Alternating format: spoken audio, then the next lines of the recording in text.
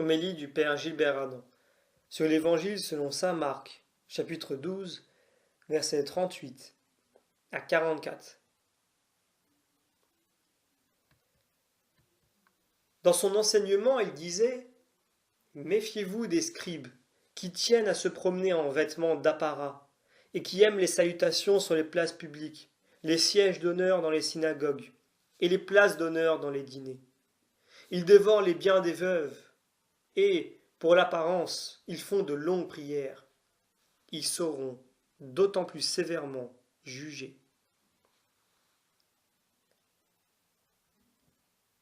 Jésus aime chacun. Il aime les humbles réalités de la vie qui sont pleines de leçons pour qui sait regarder avec son cœur. Il se passionne pour l'humanité, sur la manière dont nous cherchons Dieu et dont nous le servons.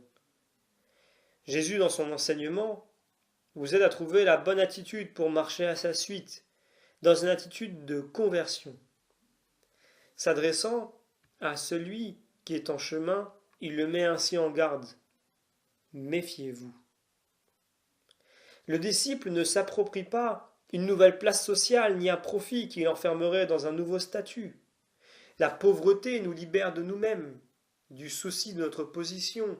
Elle nous conduit à l'ouverture pour recevoir notre vie, qui est notre seul bien véritable. Demeurer dans une attitude de pauvreté nous donne d'écouter vraiment et de vivre de cette écoute. À propos du temple, Jésus dira: il ne restera plus pierre sur pierre. Il en est de même des robes solennelles, des salutations sur les places publiques, des premiers rangs dans les synagogues, des places d'honneur dans les dîners. Toute cette considération humaine, dont l'humanité peut se farder, peut la détruire dans ce qu'elle a de meilleur, sa confiance en Dieu, son intériorité. Nous continuons la lecture de l'Évangile. Jésus s'était assis dans le temple en face de la salle du trésor et regardait comment la foule y mettait de l'argent. Beaucoup de riches y mettaient de grosses sommes.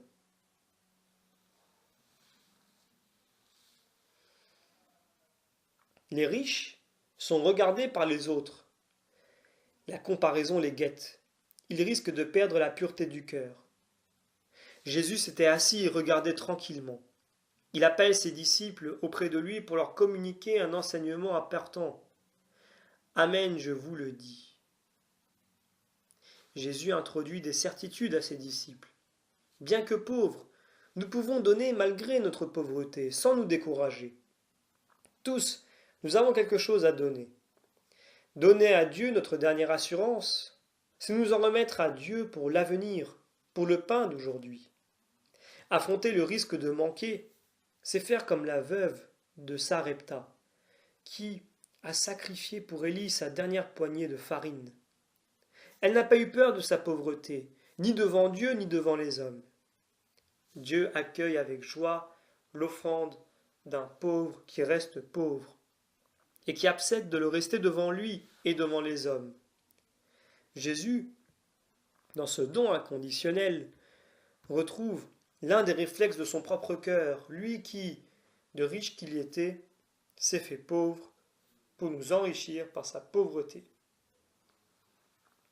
Il y a tant de manières de se sentir démuni.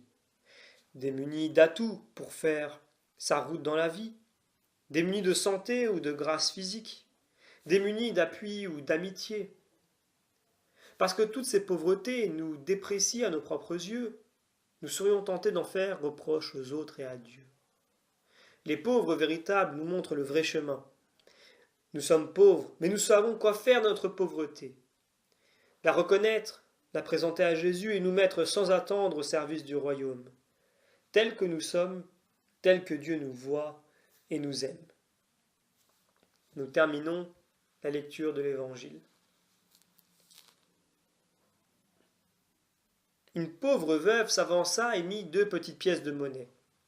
Jésus appela ses disciples et leur déclara: Amen, je vous le dis, cette pauvre veuve a mis dans le trésor plus que tous les autres. Car tous, ils ont pris sur leur superflu, mais elle a pris sur son indigence. Elle a mis tout ce qu'elle possédait, tout ce qu'elle avait pour vivre.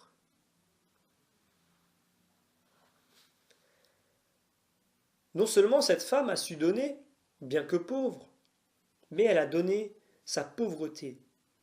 Voilà ce qui a touché Jésus.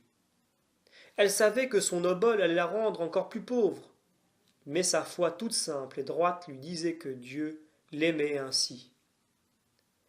Elle n'avait pas à devenir riche pour pouvoir donner. Cette pauvre veuve est le signe d'un peuple de pauvres, de l'humanité dépréciée par tous. Jésus connaît son cœur. Elle n'a plus que 2 piécettes pour vivre, pas de quoi acheter son pain. Mais privée de tout bien, dépourvue de tout soutien, elle a le sens des pauvres. Nous recevons des leçons surprenantes des pauvres. Dans une région où véritablement on meurt de faim, si un petit sac de riz arrive dans une famille, la mère de famille divise en deux le don reçu et va porter la moitié à sa voisine qui fait de même. Après, elle fera manger sa famille. Demandons la grâce de demeurer dans le corps vivant du Christ.